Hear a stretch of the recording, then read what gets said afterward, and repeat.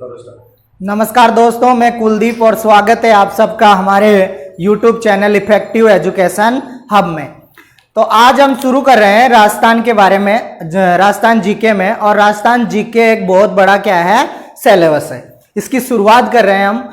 और राजस्थान का जो सिलेबस है, यानी जो राजस्थान का जो जीके है, वो सभी एग्जामों के लिए से राजस्थान से संबंधित जितने भी कॉम्पिटिटिव एग्जाम होते हैं उनके लिए क्या है, बहुत ही अहम रोल करता है। यानी कहने का मतलब बहुत ही ज्यादा मार्क का होता है।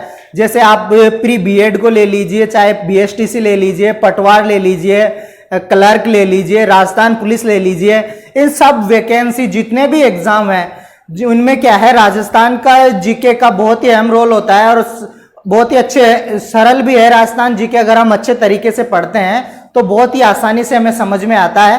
तो हम राजस्थान जीके में क्या है, राजस्थान की हिस्ट्री पढ़ेंगे, क्योंकि राजस्थान की में हिस्ट्री के बारे में पढ़ेंगे, राजस्थान की ज्योग्राफी पढ़ेंगे, राजस्थान की पॉलिटिकल पढ़ेंगे और राजस्थान का कल्चर पढ़ेंगे, यानी कि कला संस्कृति के बारे में जानेंगे। इन टॉपिकों को हम सारे का अध्ययन करेंगे। आज हमारा जो टॉपिक है पहला, उसकी हम शुरुआत करते हैं। और वो जो टॉपिक है हमारा पहला, वो है राजस्थान का परिचय। तो हम राजस्थान के परिचय की यहां पे बात करते हैं। तो राजस्थान का जो परिचय है हमारा,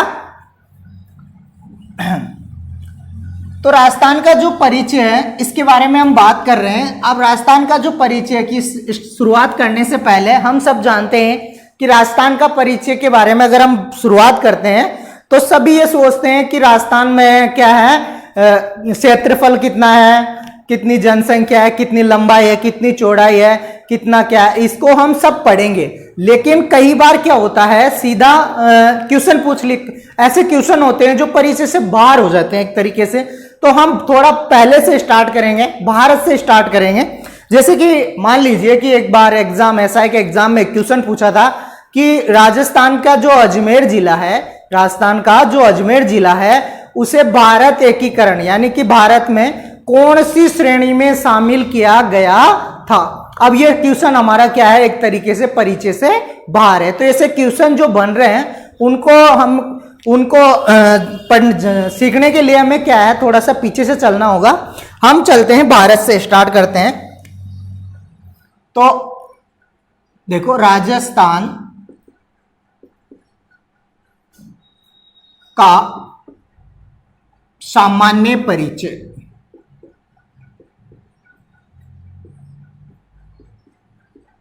सामान्य परिचय। देखिए, अगर हम राजस्थान के सामान्य परिचय को थोड़ा पहले पढ़ते हैं, यहां पर जैसे भारत से ले लेते हैं। तो अगर हम भारत की बात करें तो जो भारत था हमारा, भारत वो पहले क्या था, अंग्रेजों के गुलाम था। अब अंग्रेजों के गुलाम थे हम सब लोग। तो उस समय हमारा देश था 15 अगस्त और 1947 को हमारा देश क्या था, आजाद हो गया था। ये सभी जानते हैं हम कि 15 अगस्त 1947 को क्या है, हमारा देश आजाद हो गया था। लेकिन आजाद होने के बाद सभी जो विद्वान थे हमारे एकीकरण करने वाले, राजस्थान के या भारत का एकीकरण करने वाले, जैसे सरदार वल्लभ भाई पटेल, पंडित जवाहरलाल नेहरू, तो ये सब बड़े बड़े जो विद्वान थे, तो इनके सामने एक समस्या उभर कर आई। और वो समस्या उभर कर आई कि जो एकीकरण है वो किस प्रकार किया जाए, कि पहले किन राज्यों को या किन जिलाओं को मिलाया जाए, तो किस प्रकार इसका एकीकरण किया जाए। तो यह समस्या इनके सामने आ गई। तो इस समस्या का समाधान करने के लिए भारत को 4 श्रेणियों में विभाजित किया गया आजादी के बाद। तो जो पहली श्रेणी थी यानी ए श्रेणी, उसके बाद में बी श्रेणी, और उसके बाद में सी और डी श्रेणी। ये श्रेणी यानी कि 4 श्रेणियों में भारत को विभाजित किया गया। तो उस समय की बात, अब ए श्रेणी की अगर हम बात करें तो ए श्रेणी में भी उनके लिए एक समस्या पैदा हो गई कि ए श्रेणी में कौन से राज्य यानी कौन से जो रियासतें हैं या कौन से क्षेत्र हैं जिनको क्या है, शामिल किया जाए। अगर उसकी बात है तो सबसे पहले उन्होंने सोचा कि ए श्रेणी के अंतर्गत उन राज्यों को यानी कि उन प्रदेशों को शामिल किया गया शामिल किया गया जो अंग्रेजों द्वारा जीते गए प्रदेश थे, या जीते हुए प्रदेश थे। तो उन्होंने ए श्रेणी में ऐसे राज्यों को, ऐसे प्रदेशों को रखा गया, या ऐसी रियासतों को कह सकते हैं हम, जो कि अंग्रेजों द्वारा क्या था, जीते हुए प्रदेश थे। अब इन जो ए श्रेणी के जो थे, ए श्रेणी के लोग, तो ए श्रेणी के जो प्रधान होते थे, यानी जो प्रधान, पूछा जा सकता है कि ए श्रेणी के जो मुखिया होते थे, यानी जो प्रधान होते थे, वो कौन होते थे, तो वो गवर्नर होते थे। कौन होते थे, गवर्नर होते थे। कौन, प्रधान, यानी कि मुखिया। तो जो पहला ए श्रेणी के अंतर्गत था, वो अंग्रेजों द्वारा जितने भी सतारा वगैरह जितने भी प्रदेश थे, उनको क्या है, ए श्रेणी में रखा गया। अब हम बात करते हैं बी श्रेणी की, कि बी श्रेणी में कितने राज्यों, किसको शामिल। अब समस्या यही है कि ए श्रेणी का हो गया, तो बी श्रेणी में आप किसको रखो। तो बी श्रेणी में उन्होंने क्या करा कि जो छोटी छोटी जो रियासतें थी उनका विलय किया। छोटी छोटी रियासतों का विलय किया और उसे बी श्रेणी में रखा गया। अगर इनके प्रमुख की बात करें हम, या प्रधान की बात करें, तो इनका जो प्रमुख होता था वो राज प्रमुख होता था, यानी राज प्रमुख, यानी राजा क्या थे, प्रमुख होते थे। कौन से, बी श्रेणी की। अगर हम बात करें, जैसे कि एग्जाम्पल देखें एक तरीके से, तो हमारा जो राजस्थान की अगर हम बात करते हैं, तो 19 रियासतें और 3 ठिकाने। तो ये एग्जाम्पल हो गया एक तरीके से, यानी इन सबको मिलाकर निर्माण किया गया। अब अगर हम बात करें सी श्रेणी में, तो सी श्रेणी में भी उनके लिए दुविधा थी, भाई सी श्रेणी में अब किसे शामिल करें। तो सी श्रेणी, अब देखिए भारत का जो ये रियासतें थी, बी वाली रियासत श्रेणी, तो इसमें भारत के 32 जिले शामिल हुए थे। कितने जिले, 32 जिले। अब कुल टोटल कितने जिले हैं, 33 जिले, यानी कि कहने का मतलब 32 जो जिले थे वो हमारे बी श्रेणी में मान सकते हैं। तो 32 जो जिले हैं हमारे कहां आ गए, बी श्रेणी में आ गए एक तरीके से। अब अगर हम बात करें, पूछा जाए कि देखो 27 जिले थे, फिर उसके बाद 28, 29, 30, 31 और 32, तो उस समय के जो जितने भी जिले थे, यानी कि जो अब तक वर्तमान तक जो 32 जिले हैं वो बी श्रेणी में आते हैं। कौन सी श्रेणी में आते हैं, बी श्रेणी में। परीक्षा में पूछा जा सकता है क्वेश्चन कि कोई सा भी जिले का नाम दे दे, आपसे पूछा जा सकता है कि राजस्थान का नागौर कौन सी श्रेणी में शामिल है, नागौर जिला कौन सी श्रेणी में शामिल है, ये पहले भी पूछा गया प्रश्न है एग्जामों में। अब अगर हम बात करते हैं सी श्रेणी की, किसकी, सी श्रेणी की, तो सी श्रेणी में क्या था, जो चीफ शिप थे, चीफ शिप, उनका एकीकरण किया गया। सी श्रेणी में उन्हें रखा गया, जो चीफ शिप थे। अब इनके जो प्रमुख थे, यानी कि कहने का मतलब जो इनके प्रधान थे, तो इनका जो प्रधान थे, यानी कि जो मुखिया थे, वो कौन होते थे, मुखिया भी कह सकते हैं, प्रधान भी कह सकते हैं, तो वो थे एजीजी। एजीजी ये क्या होता है, एजीजी क्या होता है, एजेंट गवर्नर जनरल। एजीजी क्या होता है, एजेंट गवर्नर जनरल।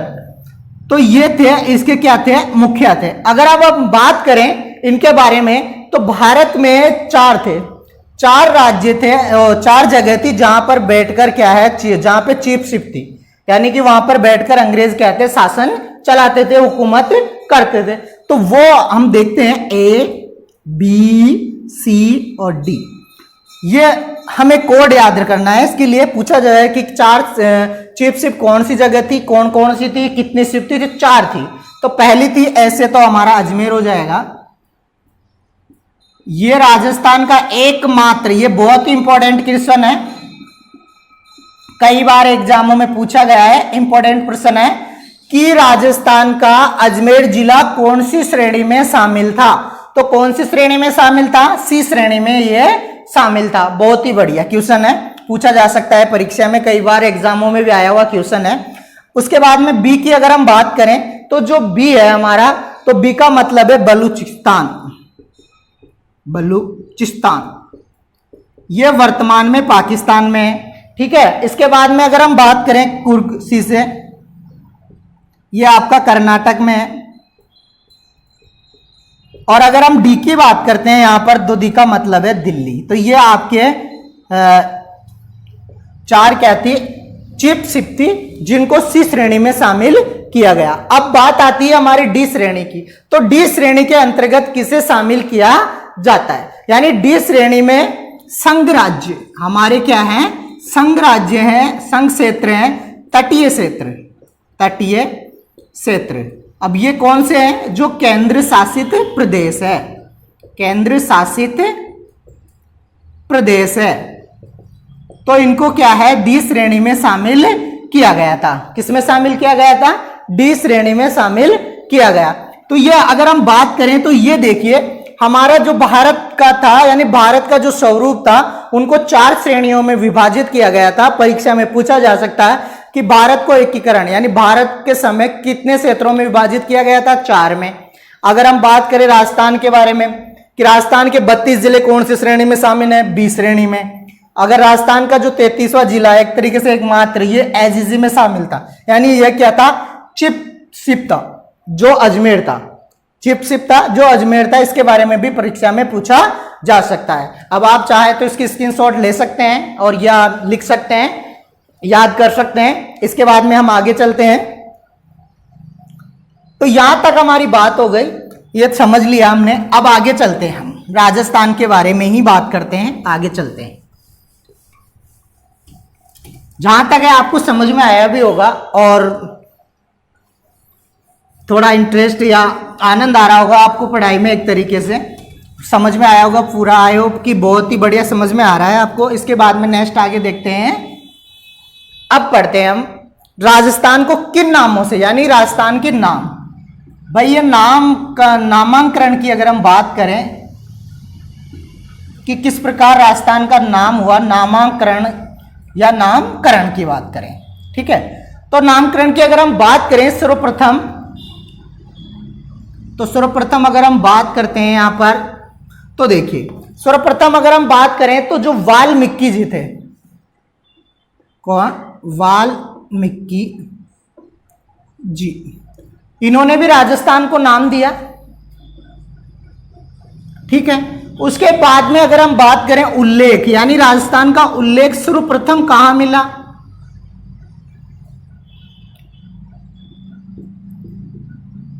उल्लेख, तो राजस्थान में यानी कि उल्लेख सर्वप्रथम कहां मिला या किस जगह पे मिला कि राजस्थान शब्द का उल्लेख सर्वप्रथम, ठीक है। उसके बाद में राजस्थान को पूर्व में, यानी राजस्थान को पूर्व यानी पहले किस नाम से जानते थे,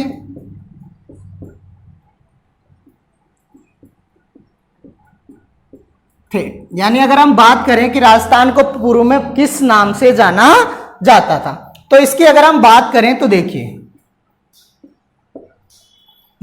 वाल्मीकि जी की अगर हम बात करें तो वाल्मीकि जी ने इन्हें कहा, जो राजस्थान था उसका जो नाम दिया था राजस्थान क्षेत्र का, वो दिया था मरुकांतर।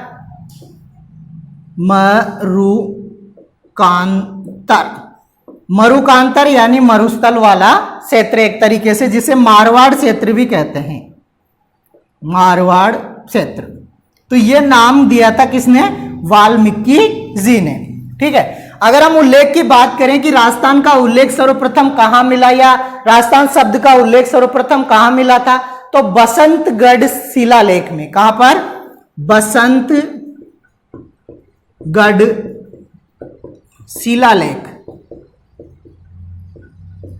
शिलालेख में क्या है, राजस्थान का राजस्थान शब्द का उल्लेख मिला है, जो कहां पर स्थित है, सिरोही, सिरोही में स्थित है। और ये प्राचीन यानी सबसे पुराना, यानी कि सबसे पहले प्राचीन समय में राजस्थान शब्द का उल्लेख मिला है, वो कहां पर मिला है, बसंतगढ़ शिलालेख में, ठीक है। ये कहां पर स्थित है, सिरोही में। अगर हम पूर्व की बात करें कि पूर्व में ये कहां कहां पर यानी पूर्व में राजस्थान को किन किन नामों से जाना जाता था। तो राजस्थान को जो नामों से जाना जाता था वो रजवाड़ा, उसके बाद में रजवाड़ा के बाद में राजस्थान को जाना जाता था रायथन और राजपूताना। ये तीन नाम है। अब देखो ये जो दो नाम है ऊपर वाले यानी कि रजवाड़ा और रायथन जो थे, ये नाम देने वाला ये सर्वप्रथम इन नामों का प्रयोग किसने किया था राजस्थान के ऊपर? वो थे कर्नल जेम्स टॉड। कौन थे? Colonel James Tod. ठीक है। अब अगर हम बात करें राजपूताना की, तो राजपूताना जो नाम दिया था वो जॉर्ज थॉमसन ने दिया था। जॉर्ज थॉमस, सॉरी थॉमस ने क्या है ये नाम दिया था। कौन सा? राजपूताना। अब सबके मन में ये विचार आ रहा होगा कि ऐसा क्या प्रूफ है, क्या प्रमाण है कि इनका नाम क्या है, इनका जो प्रमाण है, मतलब ऐसा क्या प्रमाण है कि सर्वप्रथम इन्होंने ही रजवाड़ा कहा और रायथन कहा और राजपूताना कहा। तो इसके लिए भी हम आगे पढ़ रहे हैं, ठीक है ना। इसके लिए हम आगे पढ़ रहे हैं कि इन्होंने क्या है एक पुस्तक लिखी, उसके बारे में विवरण देखेंगे। जहां तक है अब यहां तक आपको समझ में आया होगा कि हम क्या कहना, यानी वाल्मीकि जी ने, एक बार फिर से मैं आपको रिपीट कर देता हूं, वाल्मीकि जी ने नाम यानी राजस्थान को क्या कहा? मरुकांतर। ठीक है। उसके बाद में सर्वप्रथम राजस्थान शब्द का उल्लेख कहां मिलता है? बसंतगढ़ में, शिलालेख में। और बसंतगढ़ का जो शिलालेख है उसमें यानी कि कहां पर स्थित है? सिरोही में। प्राचीन यानी सबसे पहले राजस्थान के पूर्व में क्या क्या नाम थे? रजवाड़ा था, रायथन था और राजपूताना था। रजवाड़ा का जो नाम था कर्नल जेम्स टॉड ने लिया और जॉर्ज थॉमस ने क्या था? राजपूताना कहा। ठीक है, यहां तक जहां आपको समझ में आया होगा। नेक्स्ट,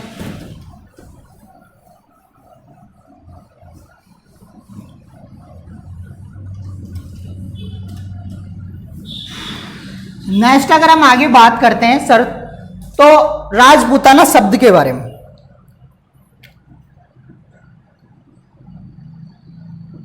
राजपूताना शब्द यानी राजस्थान को राजपूताना शब्द यानी ये कहां साक्ष्य, यानी कि कहने का मतलब प्रमाणित कैसे सिद्ध हुआ है कि राजस्थान में राजपूताना शब्द कहां प्राप्त हुआ, तो उसके बारे में। तो ये शब्द था वो जॉर्ज थॉमस ने किया था। थॉमस, ठीक है। इसकी अगर हम बात करते हैं तो ये जो शब्द का प्रयोग था वो उन्होंने 1800 ईस्वी में किया। कब किया? 1800 ईस्वी में सर्वप्रथम उन्होंने इस शब्द का क्या है? प्रयोग किया। अब जो प्रमाण था हमारा, यानी जो प्रमाण मिला हमें किस आधार पर किया, तो जो हमारा प्रमाण था तो उन्होंने एक पुस्तक थी और एक पुस्तक, उस पुस्तक का नाम था the military memorials of mister Thomas. ठीक है, उस पुस्तक का जो नाम था दी मिलिट्री मेमोरियल्स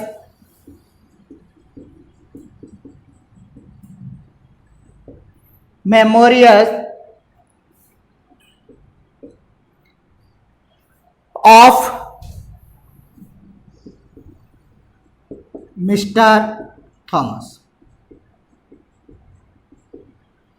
यह इसका नाम था। अगर हम बात करें इसके लेखक की,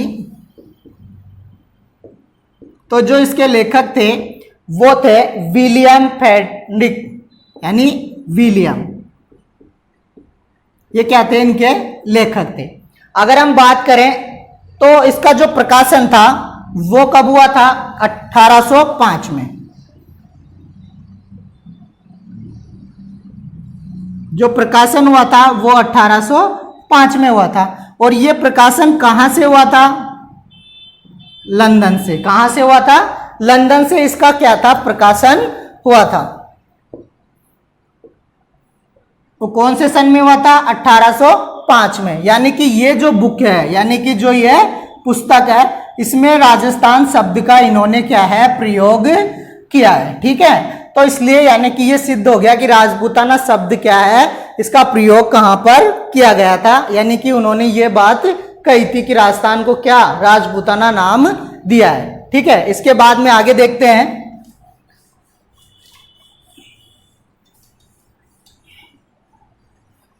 इसके बाद में आगे देखते हैं, तो जो आगे हैं, तो आगे हमारा जो राजपूताना शब्द के साथ में तो हम बात कर रहे थे, यानी आगे तो राजस्थान के बारे में, राजस्थान के बारे में कि राजस्थान शब्द के बारे में। तो देखिए राजस्थान शब्द का प्रयोग की अगर हम बात करें, राजस्थान शब्द के प्रयोग यानी कब सर्वप्रथम, तो जो हम बात करें यानी कि जो कर्नल जेम्स टॉड है, इसको हम क्या कहते हैं, घोड़े वाले बाबा भी कहते हैं, घोड़े वाले बाबा भी इसे कहते हैं, इसको कर्नल जेम्स टॉड को। अब अगर हम बात करें राजस्थान में, राजस्थान शब्द का इन्होंने जो प्रयोग किया था, तो वो एक इनकी पुस्तक थी, जो पुस्तक थी, तो उस जो पुस्तक थी उसमें इन्होंने राजस्थान शब्द का क्या है उल्लेख किया है। तो वो जो पुस्तक थी वो थी दी एनाल्स ऑफ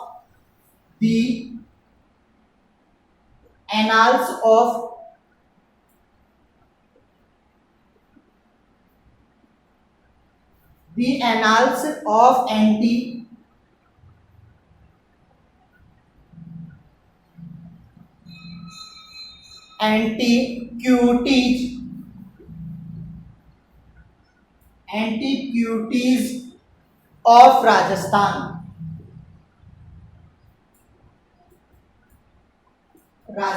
तो इस जो ये पुस्तक थी, इसमें इन्होंने राजस्थान शब्द का क्या है प्रयोग किया है। अगर हम बात करें इसकी, तो जो इसकी भाषा थी वो अंग्रेजी थी। कौन सी थी? अंग्रेजी भाषा थी।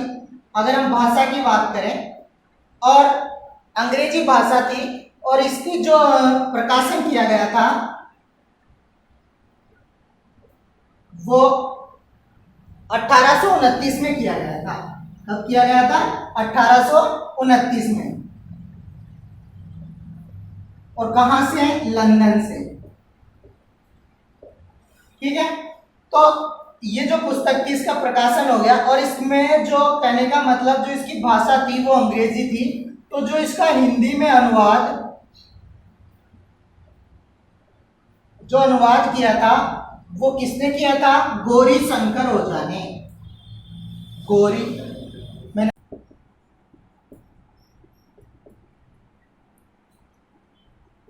ओझा ने क्या है इसका अनुवाद किया था। अगर हम बात करें, कई बार परीक्षा में पूछा जाता है क्वेश्चन कि गौरी शंकर ओझा का संबंध किस जिले से है। गौरी शंकर ओझा का संबंध किस जिले से है, तो वो जो किस जिले से है, तो ये क्वेश्चन कई बार पूछा गया है, कई बार कहा गया है कि गौरी शंकर ओझा है उसका संबंध किस जिले से है, तो सिरोही जिले से। कौन से जिले से? सिरोही जिले से। यानी इसका क्या है संबंध है, यहां पर गौरी शंकर ओझा का क्या है जन्म हुआ था। ठीक है, तो ये प्रकाशन हुआ। अब हिंदी अनुवाद की बात हो गई। ठीक है, राजस्थान शब्द का प्रयोग सर्वप्रथम कौन सी बुक में हुआ था? दी एनाल ऑफ एंटीक्यूटीज ऑफ राजस्थान। ठीक है, तो ये हो गया हमारा। अब इसके बाद में अगर हम थोड़ा सा बात करते हैं कि राजस्थान का विविध यानी विविध रूप से, राजस्थान के शब्द का विविध रूप से प्रयोग कब किया गया था? विविध रूप से 26 जनवरी को। कब? 26 जनवरी 1950 को विविध रूप से राजस्थान शब्द का प्रयोग, या विधिवत रूप से, विधिवत भी कह सकते हैं, विविध रूप भी कह सकते हैं। तो इसका प्रयोग हमने सर्वप्रथम कब किया गया था? 26 जनवरी 1950 को। यह भी प्रश्न कई बार परीक्षाओं में पूछा गया है। साथ ही में एकीकरण के समय, साथ ही में यह भी पूछा जाता है कि एकीकरण के समय कौन से चरण में राजस्थान के राज्य शब्द, यानी राजस्थान जो राज्य के लिए राजस्थान शब्द का प्रयोग कौन से चरण में किया गया था?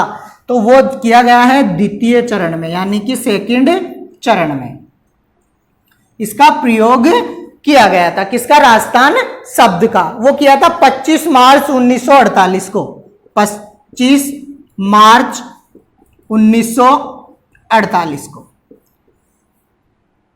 तो ये हमारे महत्वपूर्ण क्वेश्चन थे और मैंने साथ में आपको कई महत्वपूर्ण क्वेश्चन इससे संबंधित जो आज हमने पढ़ा है, इस टॉपिक से संबंधित मैंने कई आपको क्वेश्चन कराया। आई होप है कि जहां तक है आपको ये अच्छी तरह समझ में आया होगा टॉपिक जिसके बारे में हम पढ़ रहे हैं। इसके आगे नेक्स्ट क्लास हमारी अगले वीडियो में होगी और तब तक के लिए आप हमारे नेक्स्ट की वीडियो देखने के लिए भी हमारे चैनल एजुकेशन हब से जुड़े रहिए। धन्यवाद। ओके।